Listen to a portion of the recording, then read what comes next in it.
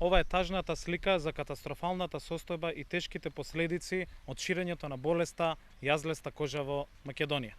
Сточниот фонд секојдневно се угинува, сточарите се пред банкрот, а државата не им ја исплаќа одштетата за убиениот добиток.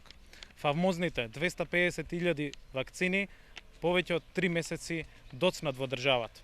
Затворените сточни пазари, како што и сточниот пазар во Куманово, се потврда на несериозниот и неодговорен однос на институциите.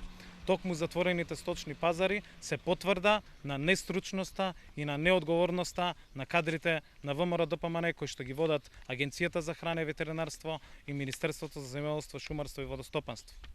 Грешките за кои што зборевме во целиот овој период, а за кои што нема демант од страна на институциите, се токму потврда на овие катастрофални политики.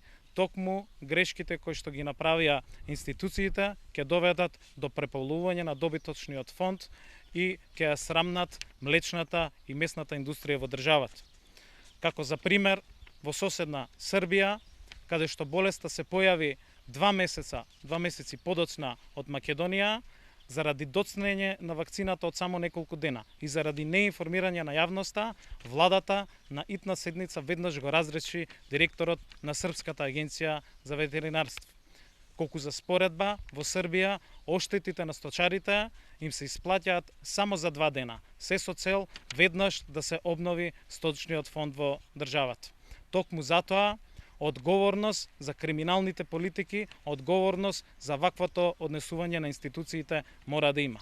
Токму затоа, веднаш директорот на Агенцијата за храна и ветеринарство треба да си поднесе оставка заедно со министерот Цветков. Не може нивната неспособност и неодговорност да биде на грбот на сточарите, на млечната и на месната индустрија.